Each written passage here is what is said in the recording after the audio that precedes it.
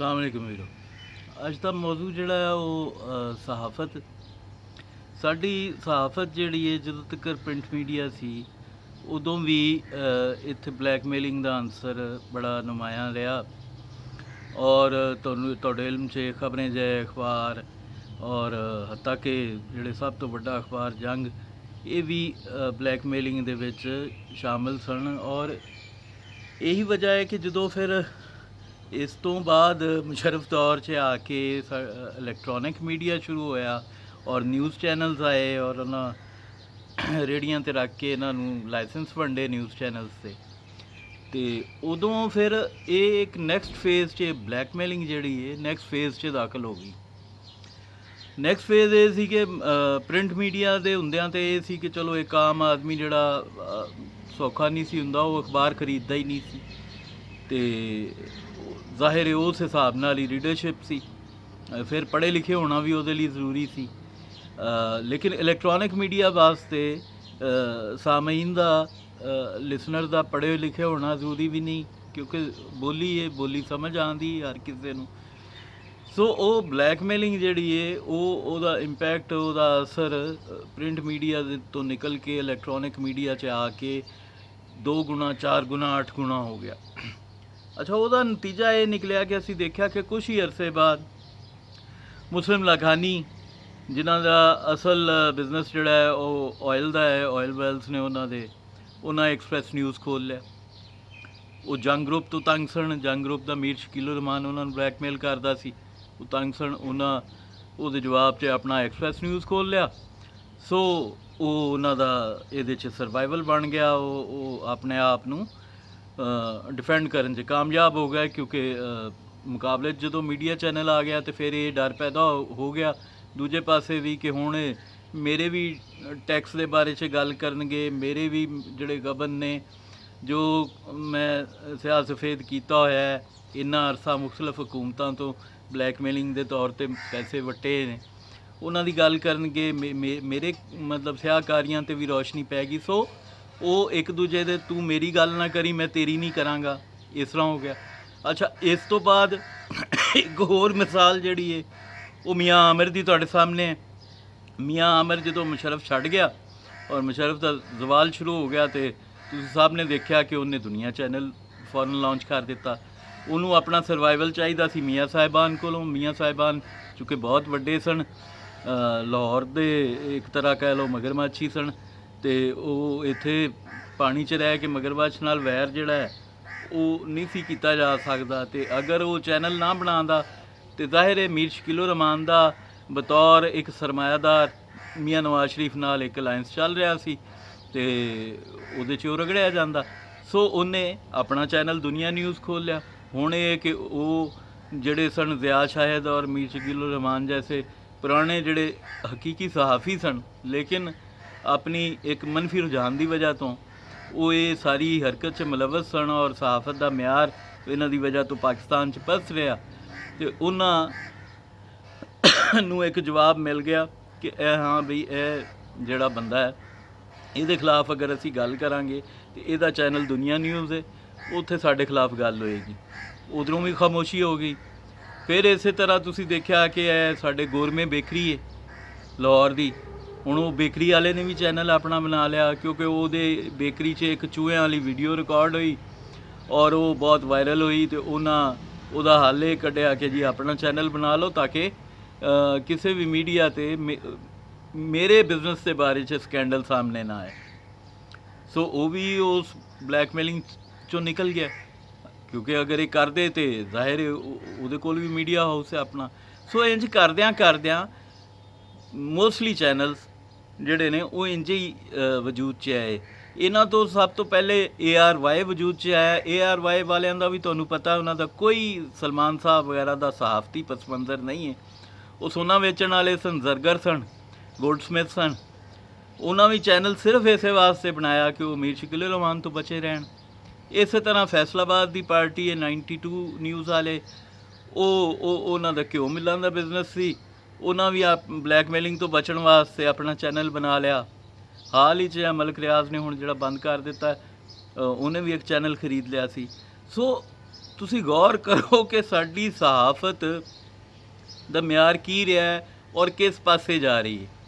ਹੁਣ 2-3 ਦਿਨ ਤੋਂ ਸਈਦ ਗਨੀ ਪੀਪਲਸ ਪਾਰਟੀ ਵਾਲੇ ਜਿਹੜੇ ਨੇ ਉਹਨਾਂ ਦਾ ਟਾਕਰਾ ਹੋਇਆ ਪਿਆ ਇਕਰਾਰ ਹਸਨ ਨਾਲ, ARY ਨਾਲ।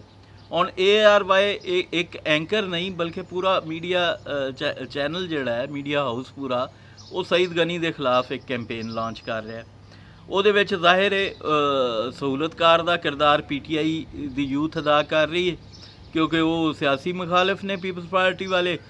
ਸੋ ਉਹ ਜਿਹੜਾ ਵੀ ਟਰੈਂਡ ਬਣਦਾ ਹੈ ਉਹਨੂੰ PTI ਸਪੋਰਟ ਕਰਦੀ ਹੈ ਜਾਇਜ਼ ਨਾਜਾਇਜ਼ ਦੇਖੇ ਬਗੈਰ। ਇਕਰਾਰ ਹਸਨ ਸਾਹਿਬ ਜਿਹੜੇ ਨੇ ਉਹ ਇਹਨਾਂ ਨੂੰ ਸਿਆਸਤਦਾਨਾਂ ਨੂੰ ਅੱਲੇ ਤਲੱਲੇ ਬੋਲ ਰਹੇ ਨੇ ਕਿ ਜੀ ਮੈਂ ਜਿੰਨਾ ਟੈਕਸ ਦੇਣਾ ਤੁਸੀਂ ਉਸ ਅੱਲੇ ਤਲੱਲੇ ਜਿਹੜਾ ਉਸ ਟੈਕਸ ਦੇ ਉੱਤੇ ਅੱਲੇ ਤਲੱਲੇ ਮੌਜਾਂ ਕਰਦੇ ਹੋ।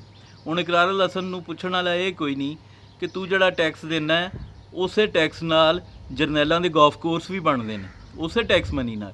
ਤੂੰ ਉਹਨਾਂ ਦੀ ਤਾਂ ਗੱਲ ਨਹੀਂ ਕਰਦਾ ਇਸ ਵਾਸਤੇ ਕਿ ਤੇਰੇ 'ਚ ਜ਼ਰੂਰਤ ਨਹੀਂ ਹੈ। ਠੀਕ ਹੈ, ਤੂੰ ਬੜਾ ਦਲੇਰ ਬਣਦਾ, ਤੇਰੇ 'ਚ ਜ਼ਰੂਰਤ ਨਹੀਂ ਹੈ।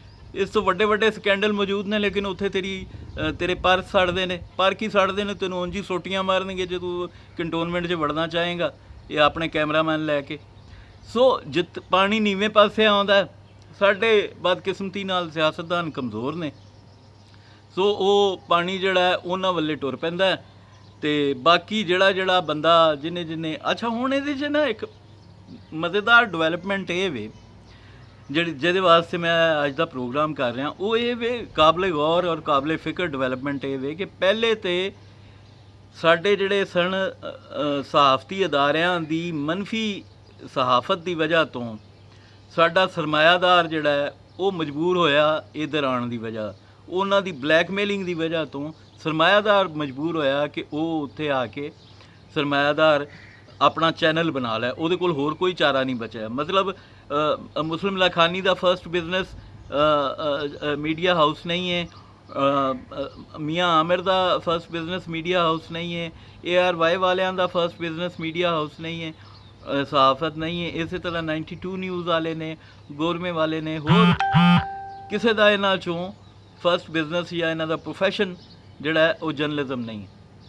ਸੋ ਉਹ ਪਹਿਲੇ ਹੀ ਸਟੇਜ 'ਤੇ ਤਾਂ ਇਹ ਹੋਇਆ ਕਿ ਸਰਮਾਇਆਦਾਰ ਜਿਹਨੂੰ ਆਪਣਾ ਕੋਈ ਨੁਕਸ ਕੋਈ ਐਪ ਛੁਪਾਉਣਾ ਸੀ ਜਾਂ ਉਹ ਵੈਸੇ ਹੀ ਇਹਨਾਂ ਦੀ ਬਲੈਕਮੇਲਿੰਗ ਤੋਂ ਤੰਗ ਸੀ, ਉਹਨੇ ਆਪਣਾ ਚੈਨਲ ਬਣਾ ਲਿਆ। ਹੁਣ ਇਹ ਵੇ ਕਿ ਅਸੀਂ ਦੇਖ ਰਹੇ ਹਾਂ ਪਿਛਲੇ ਕੁਛ ਅਰਸੇ ਤੋਂ ਕਿ ਸਿਆਸੀ ਜਮਾਤਾਂ ਵੀ ਇਹ ਰਵਿਸ਼ ਅਪਣਾ ਲਈਏ। ਇਹ ਰਵਿਸ਼ ਅਪਣਾਉਣ 'ਚ ਸਭ ਤੋਂ ਪਹਿਲ ਕੀਤੀ PTI ਨੇ, ਜਿਨ੍ਹਾਂ ਜੰਗ ਗਰੁੱਪ ਦੇ ਖਿਲਾਫ ਸੋਸ਼ਲ ਮੀਡੀਆ ਨੂੰ ਵਰਤਿਆ ਔਰ ਬੜਾ ਇਫੈਕਟਿਵਲੀ ਵਰਤਿਆ। ਇੰਨਾ ਵਰਤਿਆ ਕਿ ਜੰਗ ਗਰੁੱਪ ਜਿਹੜਾ ਇੱਕ ਦੌਰ 'ਚ ਇਹ ਕਿਹਾ ਜਾਂਦਾ ਸੀ ਕਿ ਜਿਸ ਹਕੂਮਤ ਦੇ ਖਿਲਾਫ ਜੰਗ ਗਰੁੱਪ 'ਚ 1 ਮਹੀਨਾ ਪਹਿਲੇ ਖਬਰ ਆ ਗਈ ਹੈ, ਉਹ ਸਮਝੋ ਕਿ 1 ਮਹੀਨੇ ਬਾਅਦ ਜਾ ਰਹੀ ਹੈ। ਅੱਛਾ, ਲੇਕਿਨ PTI ਨੇ ਇਹਨੂੰ ਨਾਕਾਮ ਕੀਤਾ ਸੋਸ਼ਲ ਮੀਡੀਆ ਦੇ ਜ਼ਰੀਏ। ਸੋਸ਼ਲ ਮੀਡੀਆ ਇੱਕ ਨਵੀਂ ਡਿਵੈਲਪਮੈਂਟ ਸੀ। ਉਹਦੇ ਆਉਣ ਦੇ ਬਾਅਦ ਇਹ ਜਿਹੜਾ ਰਵਾਇਤੀ ਮੀਡੀਆ ਹਾਊਸਿਸ ਨੇ ਇਹਨਾਂ ਦੀ ਤਾਕਤ ਘਟਣੀ ਸ਼ੁਰੂ ਹੋ ਗਈ, ਯਾਨੀ ਸਾਡਾ ਨੈਸ਼ਨਲ ਮੀਡੀਆ ਜਿਹੜਾ। ਔਰ ਫਿਰ ਹੁਣ ਅਸੀਂ ਵੇਖਿਆ ਕਿ ਉਹ ਗਵਰਨਮੈਂਟ 'ਚ ਵੀ ਨੇ, ਲੇਕਿਨ ਉਹਨਾਂ ਦੀ ਸੋਸ਼ਲ ਮੀਡੀਆ ਟੀਮ ਜਿਹੜੀ ਉਹ ਪੇਡ ਹੈ ਜਾਂ ਜੋ ਵੀ ਹੈ ਉਹ ਇੰਨੀ ਵੱਡੀ ਹੈ ਕਿ ਉਹ ਬੜਾ ਇਫੈਕਟਿਵਲੀ ਉਹਨਾਂ ਦਾ ਮੁਕਾਬਲਾ ਕੀਤੀ ਜਾ ਰਹੀ ਹੈ। ਹੁਣ ਇਹ ਜ਼ਾਹਿਰ ਹੈ ਇਹ ਚੀਜ਼ ਦੂਜੀਆਂ ਜਿਹੜੀਆਂ ਵੱਡੀਆਂ ਜਮਾਤਾਂ ਨੇ, ਨੂਨ ਲੀਗ ਹੈ, ਪੀਪਲਸ ਪਾਰਟੀ, ਉਹਨਾਂ ਵਾਸਤੇ ਵੀ ਇੱਕ ਮਿਸ਼ਲੇ ਰਾਹ ਦਾ ਕੰਮ ਕਰੇਗੀ ਕਿ ਇੱਕ ਆਦਮੀ ਕਾਮਯਾਬ ਅਗਰ ਹੋ ਰਿਹਾ ਹੈ ਮੀਡੀਆ ਕੈਂਪੇਨ ਨੂੰ ਗੈਰ ਮੁਅੱਸਰ ਕਰਨ ਵਿੱਚ ਆਪਣੇ ਖਿਲਾਫ ਜਿਹੜੀ ਹੈ, ਅਤੇ ਉਹ ਵੀ ਉਹੀ ਤਰੀਕਾ ਵਰਤੇਗਾ। ਸੋ ਸਈਦ ਗਨੀ ਸਾਹਿਬ ਨੇ ਉਹ ਤਰੀਕਾ ਵਰਤਿਆ ਔਰ ਉਹ ਬੜਾ ਸਕਸੈਸਫੁਲੀ ਮਤਲਬ ਚੱਲ ਰਿਹਾ ਔਰ ਕਾਮਯਾਬ ਹੋ ਰਿਹਾ, ਮੈਂ ਸਮਝਦਾ। ਔਰ ਲੇਕਿਨ ਲਮਹਾ ਫਿਕਰੀਆ ਜਿਹੜਾ ਹੈ ਉਹ ਸਹਾਫਤ ਵਾਸਤੇ ਔਰ ਸਹਾਫਤੀ ਅਦਾਰਿਆਂ ਵਾਸਤੇ ਓਵਰਆਲ ਪਾਕਿਸਤਾਨ 'ਚ ਜਰਨਲਿਜ਼ਮ ਵਾਸਤੇ ਉਹ ਇਹ ਹੈ ਕਿ ਸੋਸ਼ਲ ਮੀਡੀਆ ਇਹਨੂੰ ਹੁਣ ਬਾਕਾਇਦਾ ਰਿਪਲੇਸ ਕਰਨ ਵੱਲੇ ਜਾ ਰਿਹਾ ਹੈ, ਕਿਉਂਕਿ ਇਹਨਾਂ ਆਪਣੀ ਕ੍ਰੈਡੀਬਿਲਿਟੀ ਕੋਈ ਨਹੀਂ ਛੱਡੀ। ARY ਵਰਗੇ ਚੈਨਲ ਜਿਹੜੇ ਨੇ, ਜਿਹੜੇ ਕਿ ਮਤਲਬ ਉਹਨਾਂ ਦਾ ਇੱਕ ਖਾਸ ਰਵੱਈਆ ਹੈ, ਇੱਕ ਖਾਸ ਤਰੀਕਾ ਹੈ ਕਿ ਉਹਨਾਂ ਇਹ ਸਲਮਾਨ ਸਾਹਿਬ ਵਗੈਰਾ ਉਹਨਾਂ ਦਰਬਾਰ ਦੇ ਨਾਲ ਜੁੜ ਕੇ ਰਹਿਣਾ, ਔਰ ਦਰਬਾਰ ਵੀ ਉਹ ਜਿਹੜਾ ਪਿੰਡੀ ਵਾਲਾ ਦਰਬਾਰ ਹੈ, ਅਸਲ ਦਰਬਾਰ ਹੈ, ਉਸ ਦੇ ਉਹਨਾਂ ਅਤਾਤ ਗੁਜ਼ਾਰ ਰਹਿਣਾ। ਹੁਣ ਉਹ ਜਿਹੜੇ ਇਸਤੇਮਾਲ ਕਰਨ ਵਾਲੇ ਮੁਕਤਦਰ ਹਲਕੇ ਨੇ, ਉਹਨਾਂ ਵੀ ਇੱਕ ਦਿਨ ਇਹ ਗੱਲ ਨਹੀਂ ਸੋਚੀ, ਇਹਨਾਂ ਨੂੰ ਵਰਤਦਿਆਂ ਇੰਨਾ ਬੇਰਹਿਮੀ ਨਾਲ ਔਰ ਇੰਨਾ ਫਾਲਤੂ ਉਹਨਾਂ ਵਰਤਿਆ ਔਰ ਇੰਨਾ ਮਤਲਬ ਫਜ਼ੂਲ ਉਹਨਾਂ ਵਰਤਿਆ ਹੈ ਕਿ ਬੇਜਾ ਹਰ ਮੌਕੇ 'ਤੇ ਵਰਤਿਆ ਹੈ ਕਿ ਹੁਣ ਉਹਨਾਂ ਦੀ ਗੱਲ 'ਚ ਅਸਰ ਕੋਈ ਨਹੀਂ ਰਹਿ ਗਿਆ। ਹੁਣ ਉਹ ਜਿਵੇਂ ਉਹ ਬਚਪਨ 'ਚ ਇੱਕ ਕਹਾਣੀ ਸੁਣੀ ਦੀ ਸੀ, ਚੋਰ ਆਇਆ ਵਾਲੀ ਗੱਲ ਹੋ ਗਈ ਕਿ ਹੁਣ ਇਹਨਾਂ ਦੇ ਇਹ ਮੀਡੀਆ ਹਾਊਸਿਸ ਜਿਹੜੇ ਸਪੋਕਸ ਪਰਸਨ ਦਾ ਕੰਮ ਕਰਦੇ ਨੇ ਪਿੰਡੀ ਵਾਲਿਆਂ ਵਾਸਤੇ, ਇਸਟੈਬਲਿਸ਼ਮੈਂਟ ਵਾਸਤੇ, ਜਾਂ ਦੂਜੇ ਤਰਫ ਜਿਹੜੀ ਸਾਡੀ ਸਿਵਲੀਅਨ ਇਸਟੈਬਲਿਸ਼ਮੈਂਟ ਹੈ ਜਿਵੇਂ ਮੀਰ ਸ਼ਕੀਲ ਉਰ ਰਹਿਮਾਨ ਸਾਹਿਬ ਨੇ ਜਾਂ ਮੀਆਂ ਨਵਾਜ਼ ਸ਼ਰੀਫ ਸਾਹਿਬ ਨੇ ਜਾਂ ਆਸਫ ਅਲੀ ਜ਼ਰਦਾਰੀ ਸਾਹਿਬ ਨੇ, ਉਹਨਾਂ ਨਾਲ ਜੁੜੇ ਚੈਨਲ ਨੇ, ਜੀਓ ਵਗੈਰਾ ਨੇ, ਉਹ ਇਹਨਾਂ ਸਾਰਿਆਂ ਦੀ ਕ੍ਰੈਡੀਬਿਲਿਟੀ ਜ਼ੀਰੋ ਹੋ ਚੁੱਕੀ। ਇੱਕ ਐਸਾ ਕਿਓਸ ਪੈਦਾ ਹੋ ਚੁੱਕਿਆ ਹੈ ਕਿ ਹੁਣ ਕਿਸੇ 'ਤੇ ਕਿਸੇ ਨੂੰ ਕੋਈ ਇਤਬਾਰ ਨਹੀਂ ਹੈ। ਧੜਾ ਹੈ, ਉਸ ਧੜੇ ਦੀ ਹਮਾਇਤ ਕਰਨੀ ਹੈ, ਇੱਕ ਲੌਬੀ ਹੈ, ਉਸ ਲੌਬੀ ਦੀ ਉੱਤੋਂ ਤੋਂ ਲੈ ਕੇ ਥੱਲੇ ਤੱਕਰ ਹਰ ਕਿਸੇ ਹਮਾਇਤ ਕਰਨੀ ਹੈ, ਲੀਡਰ ਤੋਂ ਲੈ ਕੇ ਉਹਦੇ ਫਾਲੋਵਰਸ ਤੱਕਰ। ਔਰ ਆਵਾਮ ਦੇ ਵਿੱਚ ਵੀ ਉਹ ਪੋਲਰਾਈਜੇਸ਼ਨ ਤੁਹਾਨੂੰ ਵਾਜ਼ੇ ਤੌਰ 'ਤੇ ਨਜ਼ਰ ਆ ਰਹੀ ਹੈ। ਉਹ ਆਵਾਮ ਵੀ ਉਵੇਂ ਹੀ ਵੰਡੀ ਹੈ, ਉਸੇ ਤਰ੍ਹਾਂ ਤਕਸੀਮ ਹੋਈ ਹੈ ਆਪਣੀ ਸੋਚ 'ਚ। ਆਵਾਮ ਦਾ ਇਹ ਬਿਲਕੁਲ ਉਹ ਸ਼ਊਰ ਦੀ ਜ਼ੀਰੋ ਤੋਂ ਬਲਕਿ ਮਾਈਨਸ ਲੈਵਲ 'ਤੇ ਜਾ ਚੁੱਕੀ ਹੈ ਕਿ ਜਿੱਥੇ ਇਨਸਾਨ ਕੁਛ ਹਕਾਇਕ ਨੂੰ ਆਪਣੇ ਤੌਰ 'ਤੇ ਵੀ ਪਰਖਦਾ ਹੈ। ਦੇਖੋ, ਤਾਰੀਖ ਪੜ੍ਹਨੀ ਹੋਏ ਨਾ, ਤੇ ਤਾਰੀਖ ਪੜ੍ਹਨ ਦਾ ਬਿਹਤਰੀਨ ਤਰੀਕਾ ਇਹ ਹੁੰਦਾ ਕਿ ਪਹਿਲੇ ਤੁਸੀਂ ਤਾਰੀਖ ਪੜ੍ਹਦੇ ਹੋ, ਫਿਰ ਉਹਨੂੰ ਆਪਣੇ ਸ਼ਊਰ ਦੇ ਮਿਜ਼ਾਨ 'ਤੇ ਪਰਖਦੇ ਹੋ, ਅਤੇ ਫਿਰ ਉਸ 'ਤੇ ਯਕੀਨ ਕਰਦੇ ਹੋ ਜਾਂ ਉਸ ਦੇ ਹਵਾਲਿਆਂ ਨੂੰ ਕਬੂਲ ਕਰਦੇ ਹੋ। ਇਸੇ ਤਰ੍ਹਾਂ ਇਹ ਖਬਰਾਂ ਹੁੰਦੀਆਂ ਨੇ ਜਾਂ ਮੀਡੀਆ ਦੇ ਤਜਜ਼ੀਏ ਹੁੰਦੇ ਨੇ, ਉਹਨਾਂ ਨੂੰ ਤੁਸੀਂ ਆਪਣੇ ਤੌਰ 'ਤੇ ਉਹ ਜਿਹੜੇ ਹਕਾਇਕ ਮੈਂ ਤੁਹਾਨੂੰ ਦੱਸ ਰਿਹਾ ਜਾਂ ਕੋਈ ਦੱਸ ਰਿਹਾ, ਉਹਨਾਂ ਨੂੰ ਤੁਸੀਂ ਆਪਣੇ ਤੌਰ 'ਤੇ ਵੀ ਫੀਲ ਕਰਦੇ ਹੋ ਕਿ ਹਾਂ ਯਾਰ ਇਹ ਗੱਲ ਕਰ ਰਿਹਾ, ਇਹ ਸਾਡੇ ਮੁਸ਼ਾਹਿਦੇ 'ਚ ਹੈ ਜਾਂ ਨਹੀਂ। ਜ਼ਾਹਿਰ ਹੈ ਅਸੀਂ ਸਾਰੇ ਇੱਕੋ ਮੁਆਸ਼ਰੇ 'ਚ ਰਹਿ ਰਹੇ ਹਾਂ ਨਾ, ਅਤੇ ਅਗਰ ਤੇ ਉਹ ਤੁਹਾਡੇ ਮੁਸ਼ਾਹਿਦੇ 'ਚ ਮੌਜੂਦ ਹੋਏ ਤਾਂ ਤੁਸੀਂ ਕਹਿੰਦੇ ਹੋ ਹਾਂ। ਲੇਕਿਨ ਆਵਾਮ ਦਾ ਸ਼ਊਰ ਜਿਹੜਾ ਹੈ, ਇੱਕ ਆਮ ਆਦਮੀ ਦਾ ਸ਼ਊਰ ਉਸ ਲੈਵਲ ਤੋਂ ਵੀ ਥੱਲੇ ਜਾ ਚੁੱਕਿਆ ਹੈ ਕਿ ਹੁਣ ਅਫਸੋਸ ਨਾਲ ਕਹਿਣਾ ਪੈਂਦਾ ਕਿ ਆਮ ਆਦਮੀ ਇਹ ਸੋਚਣ ਦੀ ਵੀ ਮਤਲਬ ਉਹ ਜਸਾਰਤ ਨਹੀਂ ਕਰਦਾ ਹੈ ਕਿ ਮੁਮਕਿਨ ਹੈ ਕਿ ਜਿਹੜਾ ਮੁਖਾਲਫ ਪਾਰਟੀ ਦਾ ਬੰਦਾ ਗੱਲ ਕਰ ਰਿਹਾ ਉਹ ਸਹੀ ਹੋਵੇ। ਮੁਮਕਿਨ ਹੈ ਕਿ ਮੇਰੀ ਜਮਾਤ ਦਾ ਜਿਹੜਾ, ਮੇਰੇ ਨਜ਼ਰੀਆਤ ਦਾ ਬੰਦਾ ਜਿਹੜੀ ਗੱਲ ਅੱਜ ਕਰ ਰਿਹਾ ਹੈ ਉਹ ਗਲਤ ਹੀ ਹੋਵੇ। ਮੁਮਕਿਨ ਹੈ ਕਿ ਉਹਦੀਆਂ ਸਾਰੀਆਂ ਗੱਲਾਂ ਗਲਤ ਨਾ ਹੋਣ, ਮੁਮਕਿਨ ਹੈ ਕਿ ਮੇਰੇ ਵਾਲੇ ਦੀਆਂ ਸਾਰੀਆਂ ਗੱਲਾਂ ਦਰੁਸਤ ਨਾ ਹੋਣ। ਇਹ ਸਭ ਕੁਝ ਮੁਮਕਿਨ ਹੈ ਨਾ। ਇਹਨਾਂ 'ਚੋਂ ਜਿੰਨੇ ਵੀ ਲੋਕ ਨੇ, ਕੋਈ ਸਿਆਸਤਦਾਨ ਹੈ, ਕੋਈ ਫੌਜੀ ਜਰਨੈਲ ਹੈ, ਕੋਈ ਮੀਡੀਆ ਹਾਊਸ ਦਾ ਮਾਲਕ ਹੈ, ਕੋਈ ਐਂਕਰ ਪਰਸਨ ਹੈ, ਕੋਈ ਜਰਨਲਿਸਟ ਹੈ, ਕੋਈ ਵੀ ਨਬੀ ਤੇ ਨਹੀਂ ਹੈ, ਕੋਈ ਵੀ ਲਾਰੈਬ ਤੇ ਨਹੀਂ ਹੈ। ਸਭ ਖਤਾ ਦੇ ਪੁਤਲੇ ਨੇ, ਭੁੱਲਣ ਆ ਰਹੇ ਇਨਸਾਨ। ਕੋਈ ਵੀ ਗਲਤੀ ਤੇ ਹੋ ਸਕਦਾ ਹੈ। ਲਿਹਾਜ਼ਾ ਸਾਨੂੰ ਮਤਲਬ ਸਬਜੈਕਟਿਵ ਤੇ ਓਬਜੈਕਟਿਵ ਹੋਣਾ ਚਾਹੀਦਾ ਕਿ ਜਿੱਥੇ ਜੋ ਬੰਦਾ ਜਿਸ ਮੌਜੂ 'ਤੇ ਉਹਦੀ ਗੱਲ ਸਾਨੂੰ ਆਪਣੇ ਤੌਰ 'ਤੇ ਅਸੀਂ ਉਹਨੂੰ ਤੋਲੀਏ, ਪਰਖੀਏ, ਗਲਤ ਲੱਗੇ, ਸਾਨੂੰ ਗਲਤ ਨੂੰ ਗਲਤ ਕਹਿਣਾ ਚਾਹੀਦਾ, ਸਿਆਹ ਨੂੰ ਸਿਆਹ ਕਹਿਣਾ ਚਾਹੀਦਾ। ਅਤੇ ਆਹ ਗੱਲ ਹੈ ਜੀ ਅੱਜ ਦੀ। ਔਰ ਮੀਡੀਆ ਵਾਸਤੇ ਬੜੀ ਮਾਯੂਸ ਕੁਨ ਸੂਰਤ ਹਾਲ ਹੈ ਕਿਉਂਕਿ ਇਹ ਸਿਚੁਏਸ਼ਨ ਡਿਟੀਰੀਓਰੇਟ ਹੋ ਰਹੀ ਹੈ ਪਿਛਲੇ ਕਈ ਸਾਲਾਂ ਤੋਂ, ਔਰ ਹੁਣ ਬਿਲਕੁਲ ਹੀ ਮੀਡੀਆ ਜਿਹੜਾ ਹੈ ਉਹ ਉਸ ਪਾਸੇ ਚਲਾ ਗਿਆ। ਔਰ ਇਸੇ ਵਜ੍ਹਾ ਤੋਂ ਹੁਣ ਤੁਸੀਂ ਦੇਖ ਵੀ ਰਹੇ ਹੋ ਕਿ ਕੁਛ ਮੀਡੀਆ ਚੈਨਲਸ ਤੇ ਬੰਦ ਹੋ ਗਏ ਨੇ, ਕੁਛ 'ਚ ਤਨਖਾਹਾਂ ਨਹੀਂ ਦਿੱਤੀਆਂ ਜਾਂਦੀਆਂ ਟਾਈਮ 'ਤੇ, ਔਰ ਕੁਛ ਜਿਹੜੇ ਡਾਊਨ ਸੀਜ਼ਨਿੰਗ ਕਰ ਰਹੇ ਨੇ। ਅਤੇ ਇਹ ਮਤਲਬ ਸਾਡਾ ਜਿਹੜਾ ਸਹਾਫਤ ਦੀ ਇੰਡਸਟਰੀ ਜਾਂ ਸਹਾਫਤ ਦਾ ਇਦਾਰਾ ਹੈ, ਇਹ ਦਿਨ ਬ ਦਿਨ ਤਬਾਹੀ ਵੱਲੇ ਗਾਮਜ਼ਨ ਨੇ। ਇਹਦੇ ਉੱਤੇ ਸਾਡੇ ਸੂਝਵਾਨ ਜਿਹੜੇ ਨੇ, ਇੰਟਲੈਕਚੁਅਲਸ ਜਿਹੜੇ ਨੇ, ਜਿਹੜੇ ਟੀ ਵੀ 'ਤੇ ਬਹਿ ਕੇ ਮੀਡੀਆ ਦਾ ਟਾਈਮ ਲੈਂਦੇ ਨੇ, ਉਹਨਾਂ ਨੂੰ ਗੱਲ ਕਰਨੀ ਚਾਹੀਦੀ ਹੈ ਇਸ ਮੌਜੂ 'ਤੇ, ਔਰ ਸੰਜੀਦਾ ਗੱਲ ਕਰਨੀ ਚਾਹੀਦੀ ਹੈ, ਔਰ ਗੈਰ ਜਾਨਬਦਾਰੀ ਨਾਲ ਕਰਨੀ ਚਾਹੀਦੀ ਹੈ ਤਾਂ ਕਿ ਕੋਈ ਹੱਲ ਲੱਭਿਆ ਜਾ ਸਕੇ। ਰੱਬ ਰਾਖਾ ਜੀ, ਆਪਣਾ ਖਿਆਲ ਰੱਖਿਆ ਜੀ।